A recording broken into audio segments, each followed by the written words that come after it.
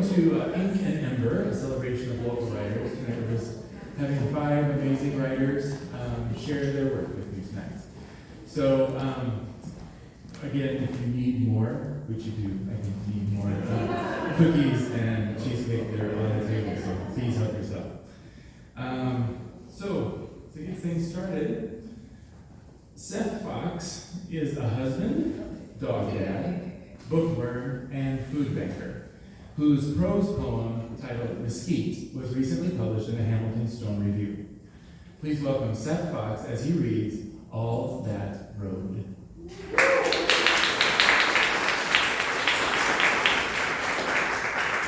Thank you guys so much for coming. We're so happy that you've joined us. So this is a love letter to the open road. This is a love letter to the prophets. And this is a love letter to my grandmother. And this is my Southern Midwestern way of telling orthodoxy to sit and spin. It's called All That Road. From T.S. Eliot. We shall not cease from exploration, and the end of all our exploring will be to arrive where we started and know the place for the first time. From Father Richard Rohr. Why don't you do what you say you believe?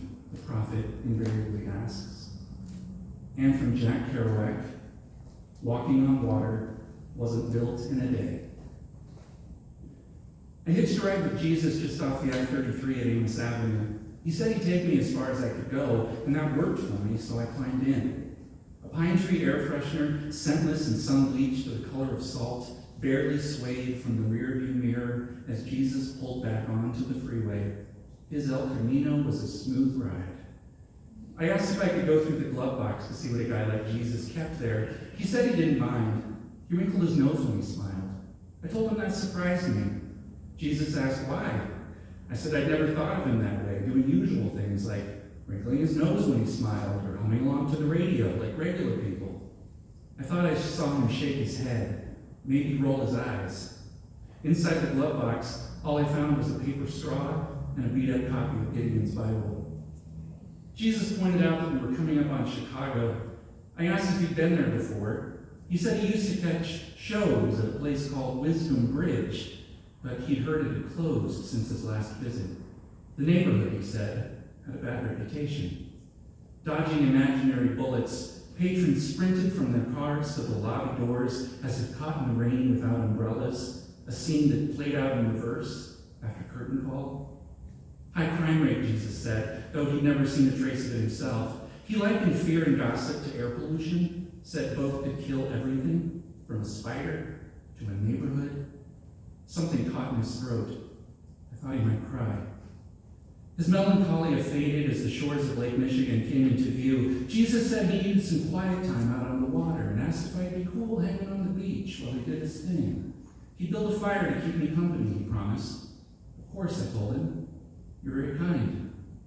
And true to his word, he built a fire and wandered away.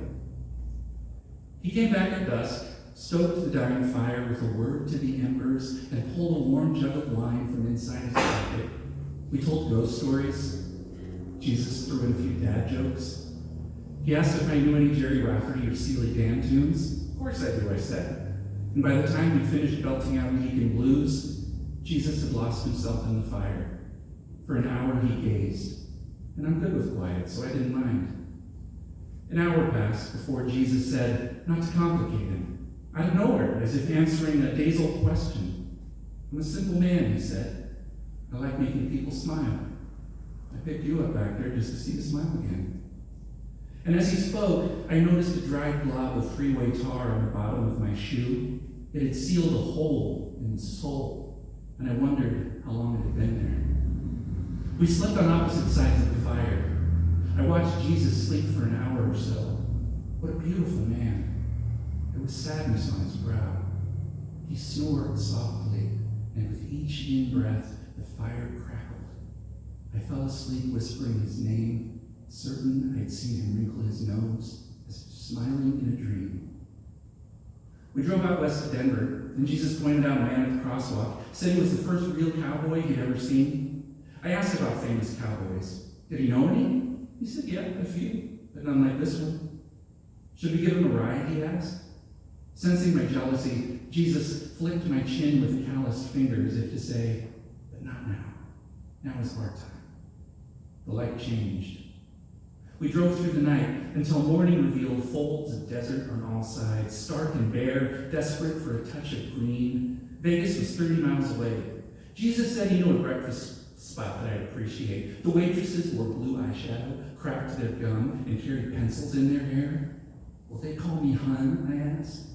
He wouldn't say. He was playful that way. The breakfast spot was tucked off the highway behind a covey of casitas, 6 booths, 2 tables, and a counter with 3 seats. The tile floor was cracked and faded to a checkerboard of dull pink and dirty white, scuffed by the shoes of scurrying waitresses and long-gone patrons. We ate heartily. I asked if he knew any of the waitresses. He said most of them, and that ours had been there for ages. Every Christmas, rain or shine. Sweet lady, Jesus said. She's quiet, but of a Sunday evening kind rather than a library. The waitress dropped off our check. Jesus slapped cash down on the bill and stood to leave. He hurried to the door and could barely keep pace. Our waitress called out that we'd forgotten our change, but Jesus assured her we hadn't. She looked down at the wad of bills in her hand, then back up at him, and tears ran down her cheeks. She praised his name. We drove in silence for a while, and Jesus said he wished the waitress hadn't done that. Done what, I asked. That, he said, I don't like the attention. I'm a simple, sometimes selfish man. It's enough seeing my neighbors smile. He said some nights the waitress spoke to him in dreams, new dreams and old ones, telling stories both happy and troubled. She's always a little tormented, he said. She hasn't realized yet that her story is a part of the universal parade. She's always lost at sea, but within earshot of the other shore. He said he hoped she'd understand someday. I don't think he expected a response from me, though the substance of silence seemed to weigh on him. We said so long in Frisco. We've run out of road, Jesus said. I guess so, I said. I thanked him for the ride. He placed a hand on my face and smiled, his nose wrinkling. I smiled back, threw my arms around his neck, kissed it, tasting salt on his skin. Jesus winked and turned away to the sun. In a New York minute, he was gone, just like that. I could still feel the warmth of his palm on my cheek. I went looking for food and a place to sleep. In the park, I passed a picnic table full of laughing people passing potluck dishes. I asked to join them. I was dirty and road-worn. My ask was met with glances, smirks, and one man's polite lie. There isn't room. I sat beneath a tree and watched them go through the motions. Heads bowed, mouths full, their voices a babble of crosstalk, their chins shining with grease and spittle. A woman at the end of the table was watching me. She brought me a plate of cold noodle salad and sat down beside me on the grass. She asked if I liked the food. I do, I said. You're very kind. She smiled, picking at a blade of grass. The people at the table stared. Some clicked their tongues, some snickered, others hissed through their teeth. The woman took my empty plate and stood. I'm glad you came, she whispered. She hesitated as it perched at the end of the nest. Someone from the table called out sharply. With a full belly, I leaned back against the tree, gazing up through its canopy, sinking into my fatigue. The woman knelt beside me, kissed my forehead, and began to sing in secret so the table would not hear. Sleep, child of dust. Heaven gazes, heaven glares. You are fed, still you hunger. Pray if you must. The earth will listen, her roots reply. I awoke at dawn to a familiar tethered tugging at my heart. I tried ignoring it, but it wouldn't be ignored. Okay, I said, getting to my feet, I'll go. And one breath at a time, and feeling all the miles, I made my way home. Pots of soup simmered on my grandmother's stove. She'd been expecting me, waiting at the kitchen table, giving herself a home burn to pass the time. Turn off the radio if you want, Grandma said. Come here a second. I crouched beside her. She put down her comb and took my face in her hands, her eyes warm as a porch light. We've always been buddies, she said, haven't we? Yes, I said, always. My heart still calls her mother. We reminisced over the same memories we always did, how she used to pick me up on Thursdays for morning kindergarten, how we'd go to our favorite pancake house for lunch, the time I was served watery scrambled eggs and gagged them out onto the table, the time we planted marigolds along the front of her house and each tried one just to see how they tasted, then vowed never to again. She said whoever told her they were good in salads was a little funny in the head. How I'd hide rubber bugs around the house to scare her, how she'd scream and call me a shit-ass when she found one, the time we drove one town over to look at a new car, and how she got pulled over for speeding on the way back. She said I didn't need to tell my mom about it. Don't pancakes sound good? She asked as we pulled into town. We call them hush pancakes now. We retold these stories and other stories, ending with, I'll never forget that, like we always did. Nope. Never. And after my third or fourth helping of soup, I said I was going to spend the day catching up on sleep. Sure, Grandma said, I'll try to be quiet so you can rest. I'm going to bingo tonight with Wiese, but you do what you want, sweetheart. Come and go as you please. This is your house, too. After a bath, I lay in bed and watched the late afternoon sunlight cast shadows across the ceiling. I closed my eyes. I held my breath, listening, desperate to remember it all of this. The faint sound of country music playing on the kitchen radio, Grandma humming Coal Miner's Daughter as she passed my bedroom door, the pendulum of her grandfather clock declaring a song of steady indictment. I released my breath and drew in a new one. The scent of fabric softer on the pillowcase, the lingering aroma of coffee in the air. Inhale, appreciate, release, remember. I imagined breathing in through the bottoms of my feet. I thought of the miles they walked and would walk, the hot freeway tar, the beach at Lake Michigan, the scuffed pink and white diner floor outside Vegas, the moment my toes pointed east, the familiar road home, the venules and back roads I'd taken to make it all feel new. One last adventure, I decided, at least until the next one. I imagined Jesus on a lake, a sea, a swamp, a pond, the miles of water he walked, the paper straw and beat-up copy of Gideon's Bible I'd found in the glove box of his El Camino. All the miles those tires have tread, and the miles the tired have always tread. And elsewhere in America, all those feet and tires and miles, all that road going. Where, I wondered, while the room dissolved around me, just where is there to finally get to? Thank you.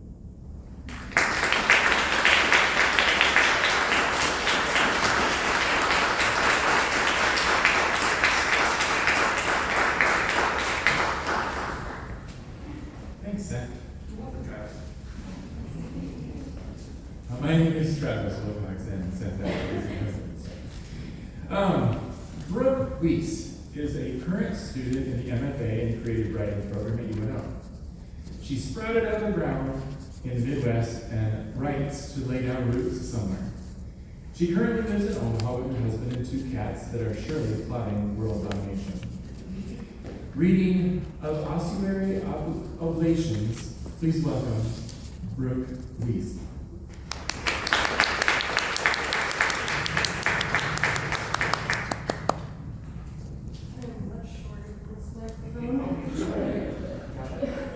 It's good. So my first story is actually very short, and I meant to ask this before I got up here. But is it okay if I read some poems first? Just like a few? Okay. Otherwise, I can be as quiet as quickly as possible. Alright.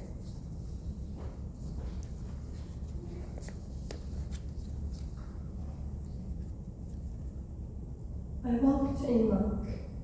Before I was old enough to upset the neighbors, yet old enough not to worry them much.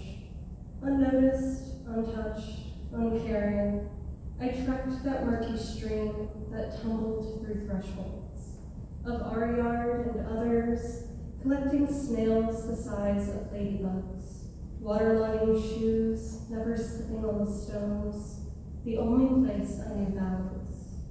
Where once a baby bird fell on the banks, dying in the time it took to fetch my mother's gardening gloves, its body bald, outstretched, tiny pterodactyl beak frozen wide in lifeless song. With my mother's trowel I dug through muck, a shallow grave in a yard that was not mine, marked by a stone too heavy, blessed by snails. We sat together, songless, beneath the tree it fell from, as the wind played its rusted chimes.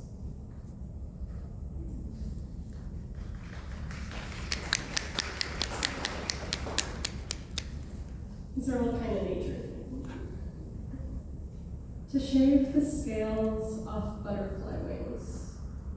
You'll need fingers made for flitting, filleting, razors dulled by false reverie, irreverence, fleeting as the beats before you, struggling beneath the pressure of your fingertips, pressing stronger than you thought you could, but not enough to tear them. No, never enough to tear them. You cannot risk the iridescence. You must position your blade and drag it downwards. Careful along this fragile, feigned face like eyes begging upwards. Do not break the butterfly. You mustn't kill it in the harvest, lest you taint the scintillations. Scar them, scar it, mar the magic you scrape in your hands.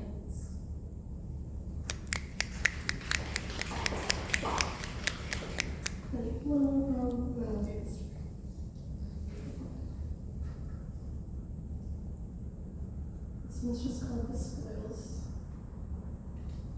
Nobody survives on the gamification of reality, though certainly there are thrivers, fungal forests and weeds and climbers with man-made mountains at sea, using coke hands as footholds. Certainly there are winners like me and losers like me. I run on gasoline while I choke on its fumes.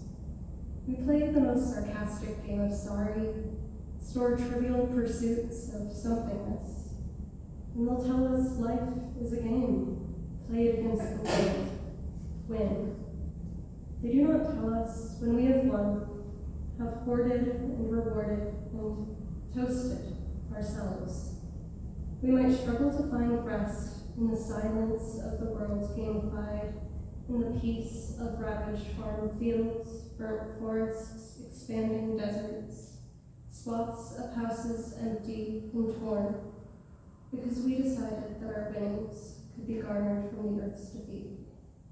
Mm-hmm. This is of Ossuary Oblations. Sorry, I had a cold this weekend.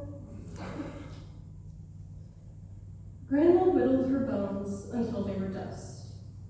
She started with the tips of her fingers, working down until there were nothing but nubbins on the end of her knuckles, like a declawed cat, folding laundry, making dinner, gardening, heading to the restaurant at 5 a.m. and coming home when the sun hits dusk like an egg hits the kitchen floor, because sleep is luxury and waste, and if God wanted us to sleep, he would have given us enough bones to have time to.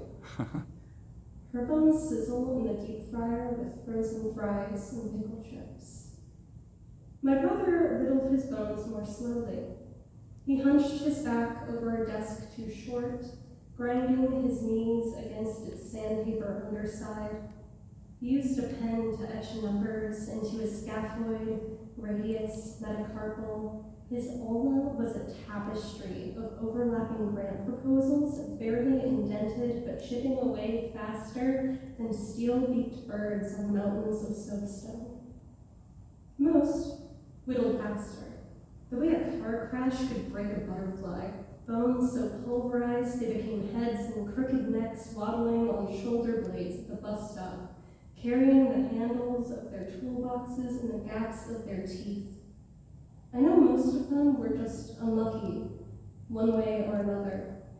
Some were born with a fragile framework that had to bear such weight they cracked. Others had no spares in storage. There was no family stash, or perhaps it was depleted, bones replaced as trouble arose when accidents befell. There was no dust to save, for it was swept away by the collectors. I whittle my own at the standard pace, which people my age say is too fast and people older say is leisurely, even if they had more dust stored away to cast new bones later than I do now. I always thought I'd whittle them prettily. I thought I'd carve designs into my tibia with a paintbrush, imbricating vines, flowers, portraits of marvelous and maddening people greater than myself. Or I'd let the keys of a typewriter stamp poetry into my distal phalanxes. I yearned for others' eyes to fall on my etchings and think, dear God, what brilliance, what a shining star. That's art that'll stand the test of time when they rob her grave in centuries, digging under bone dust and plastic sheets. They'll put her up in an art museum. So pretty are her carvings, such artistry are her works. Instead, I stand along all sides. I try to keep them as a canvas, even as I wear them down. I don't know what I want to carve. Everyone will see it, so I don't want it to be amateur. But bone dust keeps the lights on. Bone dust keeps me fed. I don't eat it, to be clear. But I get to keep that which doesn't get vacuumed up. At the end of the day, someone uses their bones to gather it, and they give me a bit before the rest travels upward. Up and up and up it goes. They say it snows down, but I've yet to see an Austrian blizzard. The snow outside leaves mud in its wake instead. Mud, blood, char, smoke, no bones. It only chills them, makes them shake, makes the dust fall away faster, except we can't find it among all the light. Grandma read a lot of stories when we were kids. She'd take tattered books off a pale yellow shelf, and she'd sit with us for hours as that egg on the horizon grew dark, molded, and disappeared. I like to think her bones weren't affected by it, and she loved it as much as we did. But I opened one last year, and a minute cloud of powder rose from every page. She told us one story her Nana told her, that one day we'd be able to grow new bones. These would replace the brittle things in our bodies, and we wouldn't need to work them like a pestle in a mortar until no one could tell what they used to be, because there'd be enough freshly formed ones to go around. You could use your bones as you see fit, and more sparingly. I could turn my skeleton into a cathedral ceiling and not worry about its imperfections. There'd be enough bones to try again, carve anew. Instead, there are men in Ossian crowns. It costs bones to make bones, they say. Their thrones calcium enriched and pearly white. It costs bones to make bones. But theirs are pristine. I'm sure some may have been replaced, but you can always tell when they have. So many of the originals, the congenital skeletal structure. It costs bones to make bones, but not their bones. Sometimes parents leave bones for their children, and they build from them an ever-expanded graveyard. They take their father's femur and shatter a thousand factory workers' knees. They mix the dust with plaster and use it to build drywall to build more efficient knee-shattering plants to house their knee-shattering machines. But the parts for the Cap Blaster 6.0 could have been used to make kneecaps of steel for those whose joints had been sandblasted by time and fate. It costs bones to make bones. But I'm here, at the bus stop, next to a paper-thin skull on a set of mangled tarsals. Where are her bones? Why are her ossicles the gems in their crowns? She doesn't even have the phalanges, and humorous to reach up and try to steal them back. She doesn't have the fibula to run away. She can't swing the purse clenched between her 4 molars and 2 flattened incisors to whack a would-be robber in the wing of Elio. It costs bones to make bones. You have to have bones to take bones, and if you risk bones to take bones, you better not risk your own, because you won't be able to get them back. I stand down all sides of my bones, unsure of what masterpiece I dare to carve, but knowing I want them smooth so I can. I see no dust.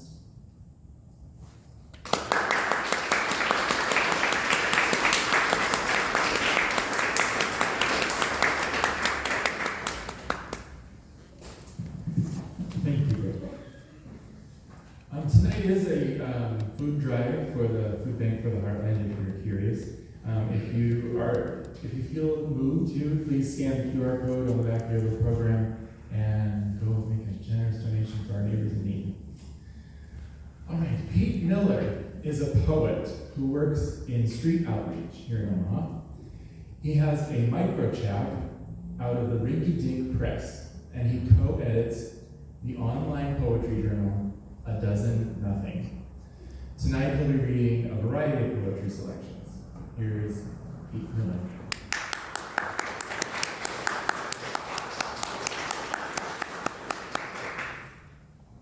Hi, thank you. Thank you so much to Seth and everyone who put this on. It's just amazing, amazing. Such a great night with hot cider and beautiful space, so thank you.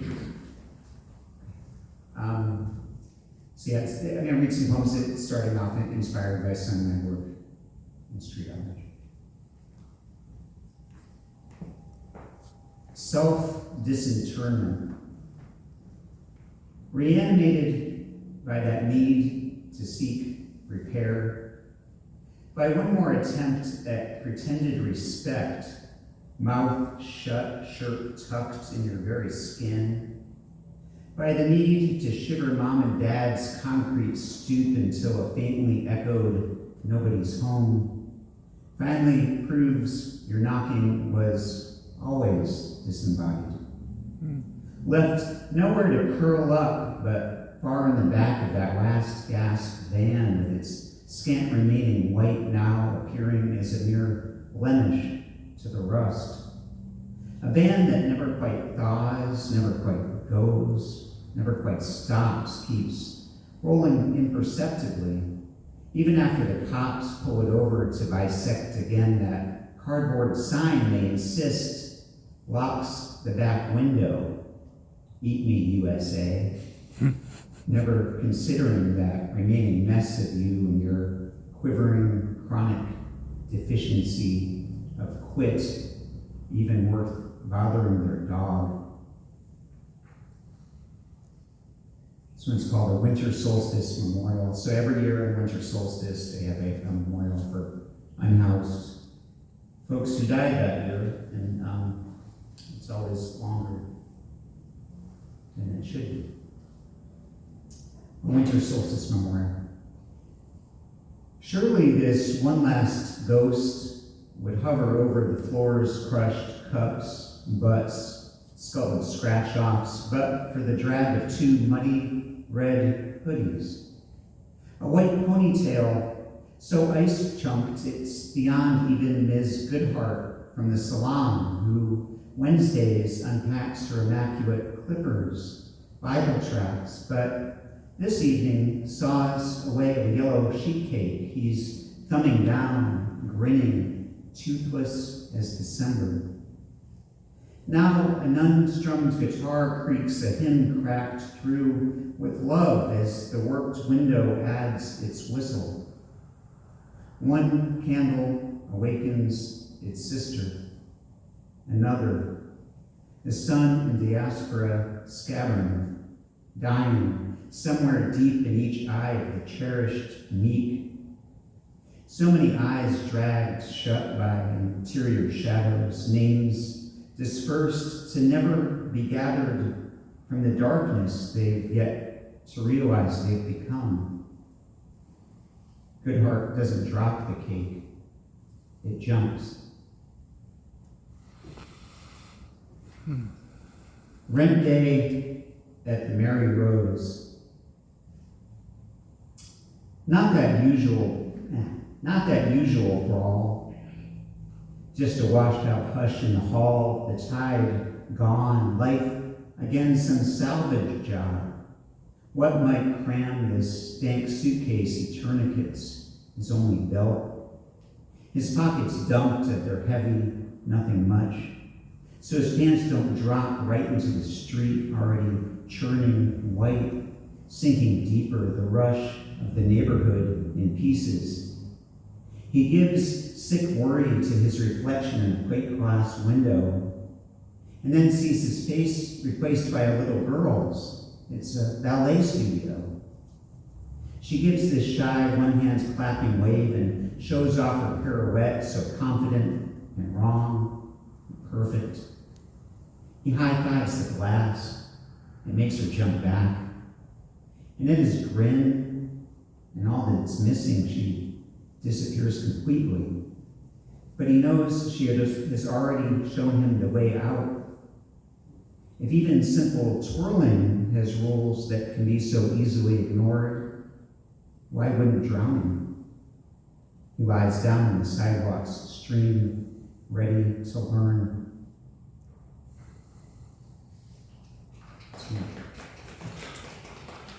This one's called How Little It Would Cost. Late sunrise, she can finally see her way to slip past no trespassing. Paint cans that stink of not paint.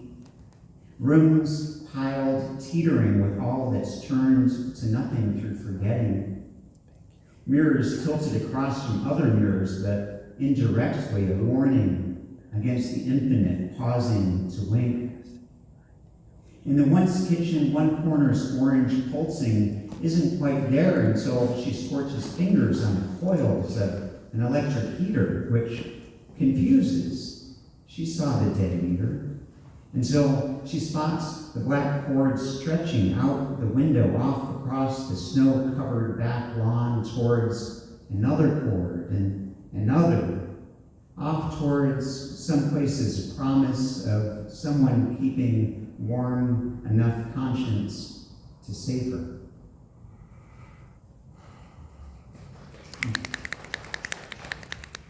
Do good crew van stew.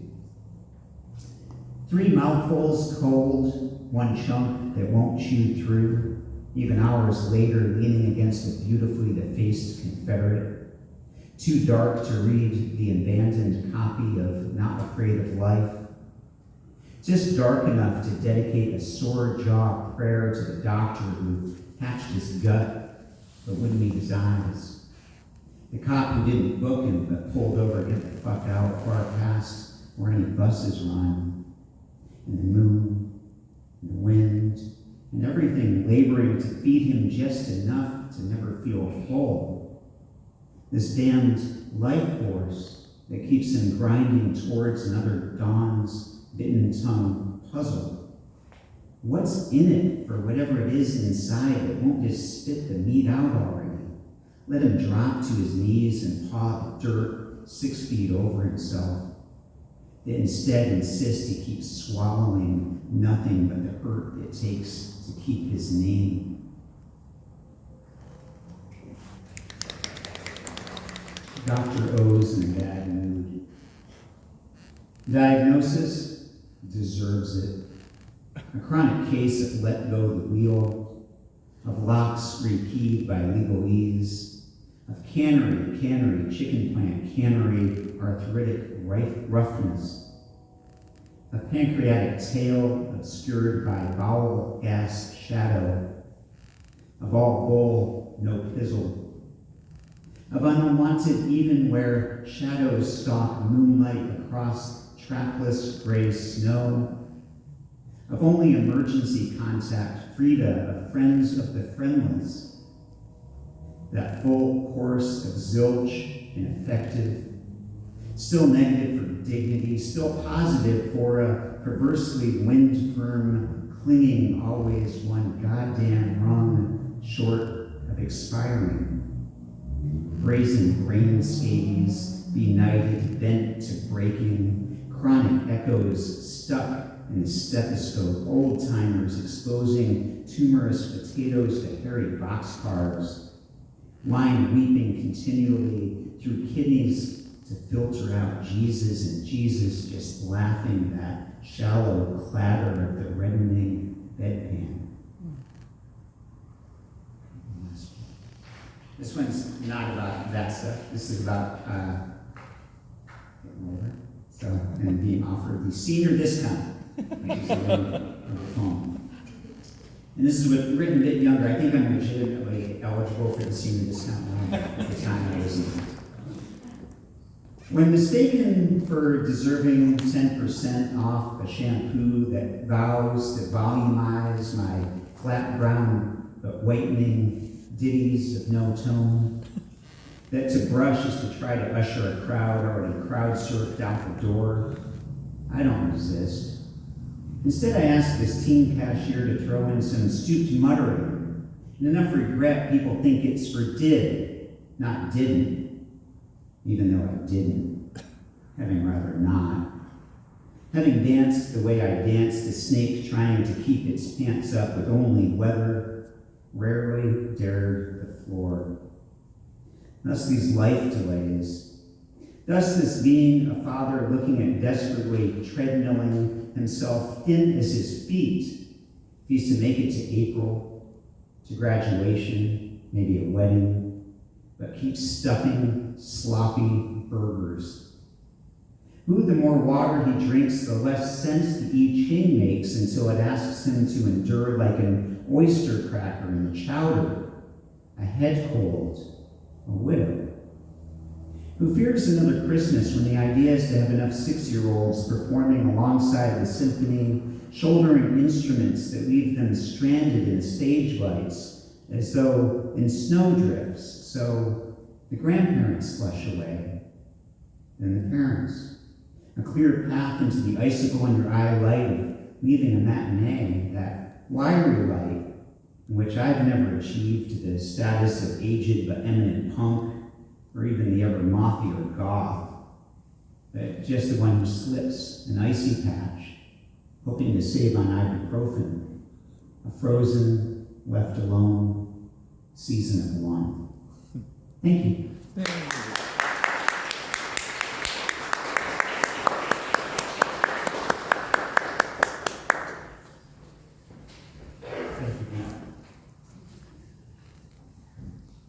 Next, Sarah Hayden is tired. Always. Okay, not always, but most of the time. When she's lively enough to do stuff, she's usually annoying her family and friends or watching B horror movies. She writes, too. You can find her C&F and or fiction short stories in the recently released anthology, Eldritch Humor, UNO's The Gateway, 16th Floor Literary Magazine, and on the Flash Phantoms website. Currently, she's working on a series of horror/comedy comics with her husband. Please welcome Sarah Hayden as she reads The Second Coolest Thing.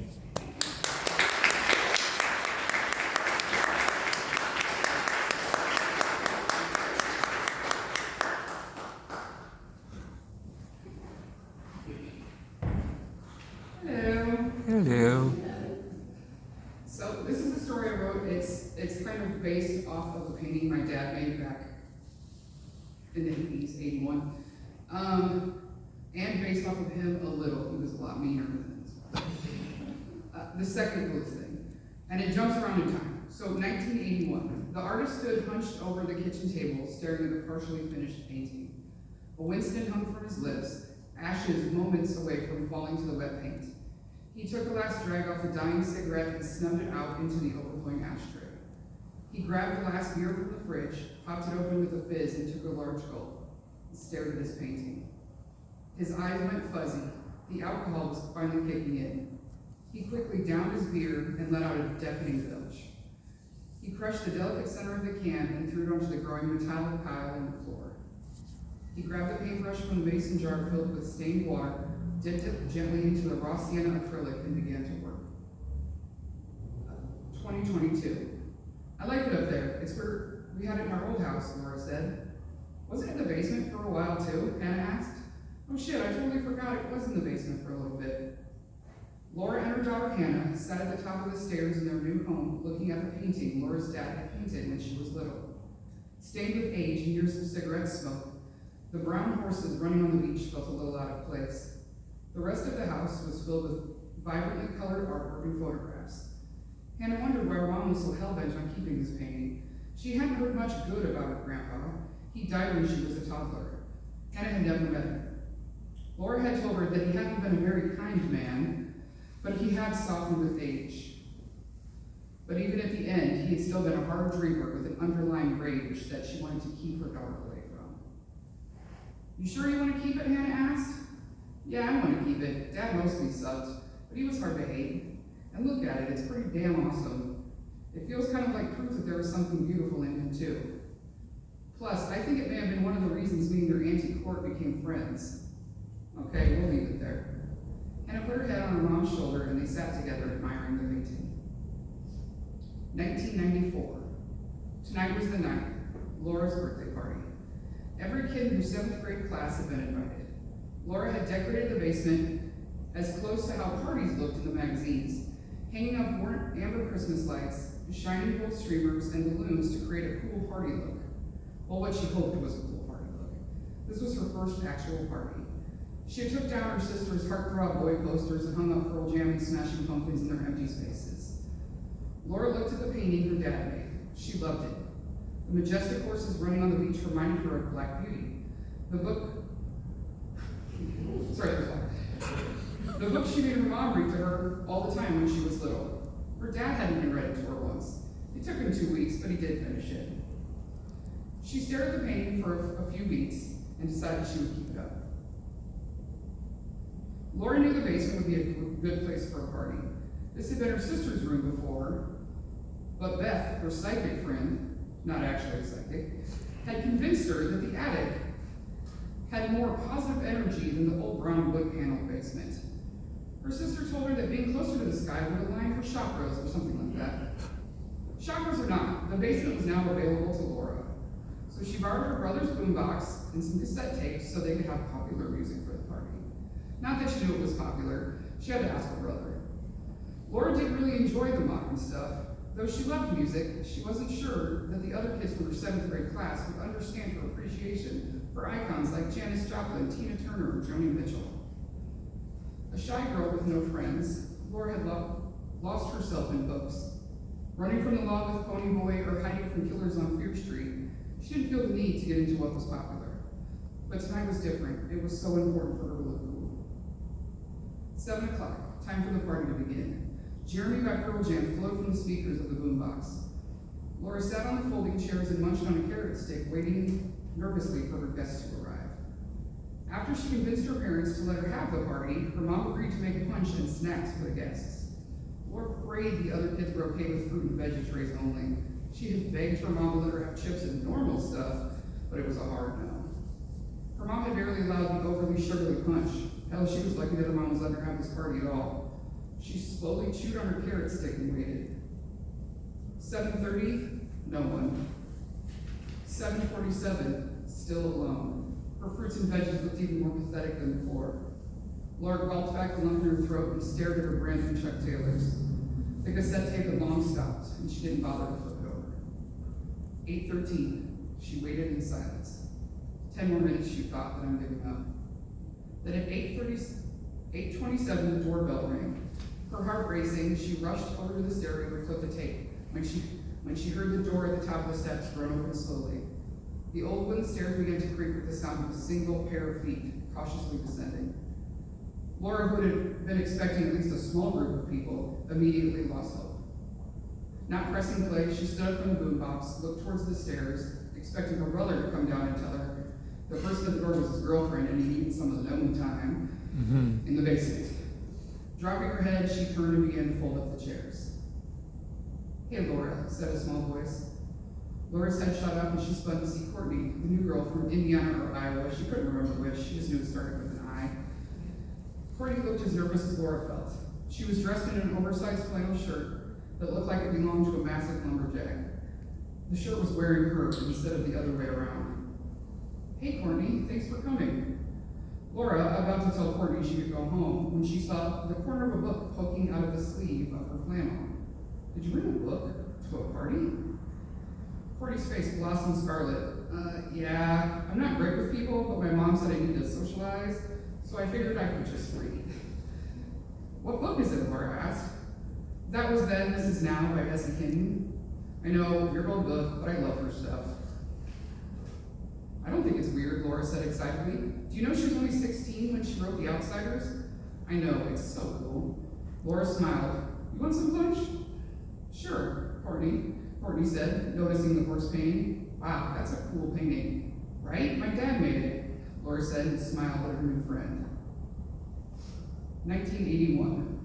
The artist stood over the finished painting, staring at what he knew was his best work. He had sobered over the hours of working, and he stared at what he had created. "Fucking hell, I am talented," he said to himself. "This is the coolest thing I've ever made." He snubbed out his final cigarette. His daughter Laura yelled down the hall, "Daddy, will you read me a story?" "Sure, kiddo, I'll be right there."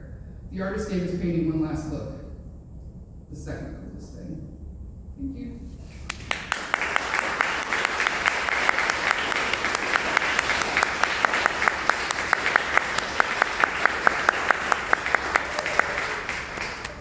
Thanks, Sarah.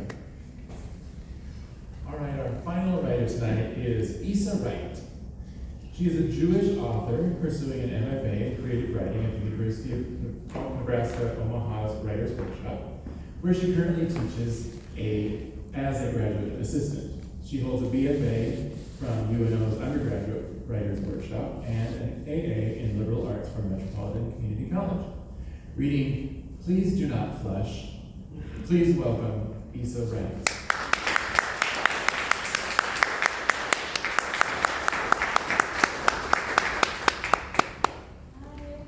Thank you to everybody for being here. Thank you to all the people who helped put this on. It's a huge honor to perform next to all of you guys. The piece that I'll be reading is part from my thesis. I'm very excited to read it because I haven't gotten a chance to read it yet. I've had it in my pocket for a while. The theme of my thesis is called Twisted Apples, based off of the Sherwood Anderson quote, "Only the few know the sweetness of the twisted apples." And so it's all about characters who are flawed and fucked up and disaster, and to see if I can get you to love them as much as I do. So I hope you enjoy. Please do not flush feminine products. Edith had no choice but to read the sign over and over again while she pretended to take a shit to avoid Mrs. Graham's third period in Math 6. She thought she'd made it clear last year that she had no interest in retaking Math 6 when she told Mrs. Graham that fractions could suck her fat dick. Someone must have missed the memo, and she was forced to endure her two nemesis, 11-year-olds and fucking fractions. Please do not flush feminine products. It was just like her second year of first grade. There was sanctuary in only doing the lessons she had already learned, but the cost was being surrounded by freshly potty-trained booger bitches. Even at 7, she knew it was an unfair trade. Please do not flush feminine products. Who would even do that? Do they let 3-year-olds in the middle school these days? Edith retracted the thought. She knew her classmates. They might as well be toddlers. They tattle like them, probably shove pads in the toilet like them too. Please do not flush feminine products. She still found the sign offensive, though, as if she had to be reminded. The sign should know that she's better than that. Please do not flush feminine products. Edith had read the 10 Commandments. She knew what was in there. Her mother quizzed her regularly. Thou shalt not flush feminine products and not make the cut for the most important rules of humanity. Please do not flush feminine products. Maybe that's why they used the word please. This wasn't an order, it was begging. Edith found it even more pathetic. Would God have asked Moses to please not murder? No. Because Edith knew that would be lame. Edith's ankles were starting to go numb. If she stayed sitting for much longer, it would be hard to walk. Maybe it was time to wrap it up, find a new place to kill time, even if only a stall over. Please do not flush feminine products. She rolled her feet in 3 circles both ways and stood, tore the sign off the door, used it to wipe, and then flushed. She made sure to leave behind the ripped triangle corners and paper taped up, so people would know it was there, but not know what it said. Mrs. Graham's Math 6 let out in 20 minutes, and Edith hadn't figured out what to have for lunch that day. There was 3 days' worth of Denny's leftovers in the fridge at home, complimentary meals from her mother's shifts. Both girls had already picked out the blueberries from the pancakes and eaten around the egg yolks. Edith would rather die than be seen with vulture-scavenged carbs and calories in the cafeteria.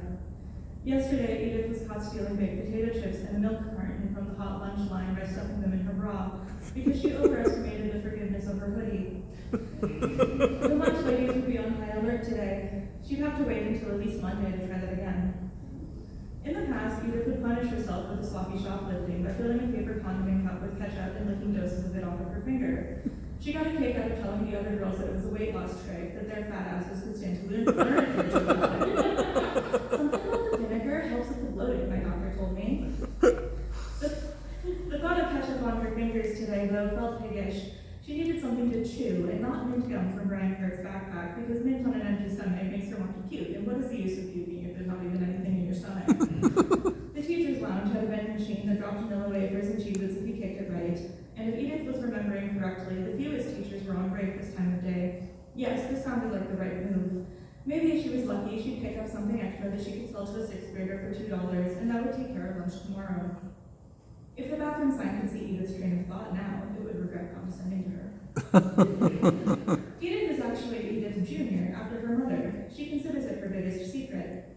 The last time she saw her grandmother, the woman commented on whether she could truly be a junior if she was only 16 years younger than the original. Edith didn't care about the math of it all, but she does loathe the senior Edith for donating her miserable name. Edith Senior doesn't even go by Edith, she goes by Dee Dee. Dee Dee wears pigtails to work because it gets her more tips. Dee Dee doesn't talk to her mother anymore. Edith didn't get her hands on extra Miller wafers to sell. She didn't even get to look at the vending machine before being caught in the hallway by Bitcho Miss Mitcho. Where do you think you're going, young lady? Young lady, feminine products, a day of euphemisms, Edith thought. I'm going to the nurse? Bitcho Miss Mitcho asked her to elaborate. Why did everyone always assume the worst of her?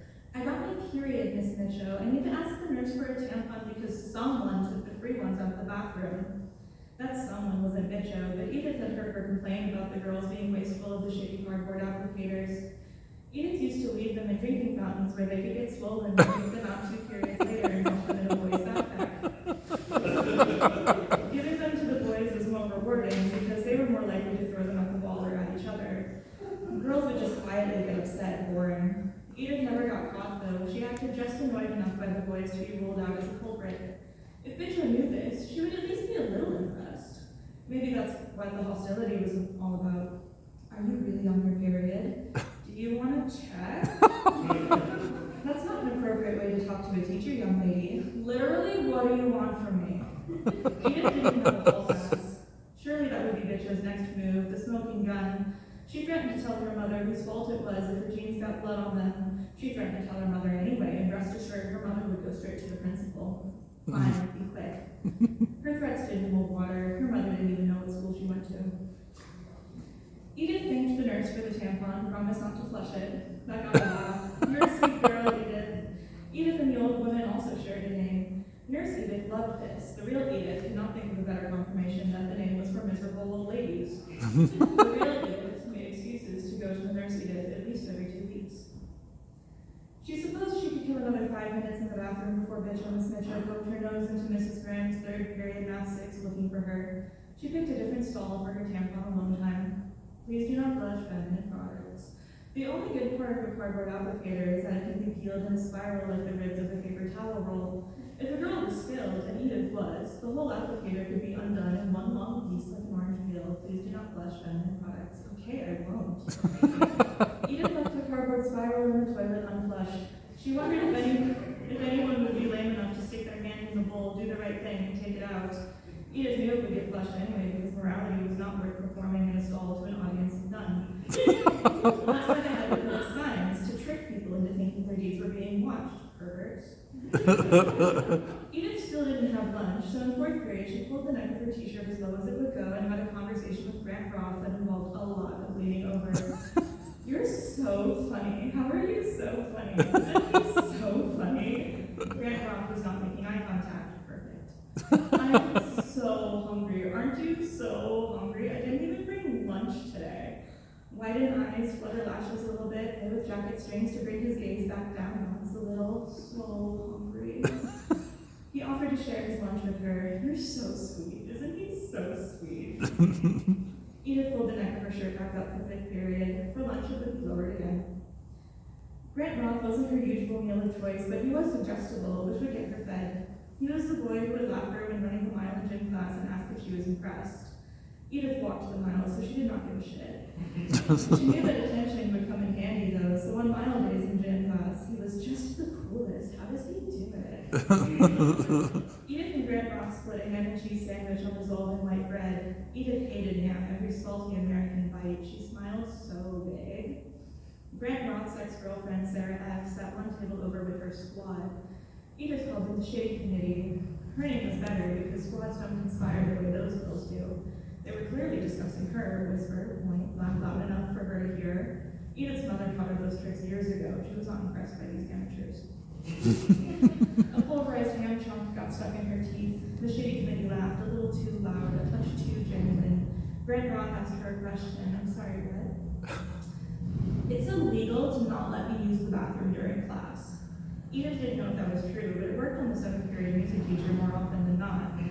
She suspected it was because once he saw how hard she would fight for a repeat grade, he would decide to switch her. How delightful would it be to hear him say, fucking fine, just once. Grant Roth's ham and cheese salt had dried her like a pitted crane, but she needed a break from the plastic instruments. Day one of music class, she sat in the back, and then the special ed kids walked in with their ugly-ass tutor lady and joined her. Edith would never have chosen the back if she knew it was actually the front row for a constant worst xylophone performance ever. What was the tutor lady even there for, not to tell him to put the mallet down and shut up? Edith knew that saying her thoughts out loud would escalate her reputation from troublemaker to monster, a label she had no interest in for now. Knowing the special ed kids were off limits just made their music sound even more hideous. Please do not blush, feminine products. The first time Edith got her period, her mother took her to Walmart, the one with the broken tampon machine in the women's restroom. She showed her where to punch to get the feminine products to waterfall out. It's not stealing. If they didn't want us to do this, they would fix the machine. Edith Sr. took a dozen cardboard applicators and spent $32 on wine coolers and mascara. Please do not flush feminine products. Edith looked up a video tutorial for how to insert a tampon on the family computer. Her mother threw a tuna can across the room at her for looking up something so vulgar on the device that they shared. Please do not flush feminine products. Edith did not have a feminine product to flush during her excursion from 7th period music class, so instead she flushed nothing. She pulled the lever down, up, across to see if there was an angle that didn't work. Interesting, they all worked.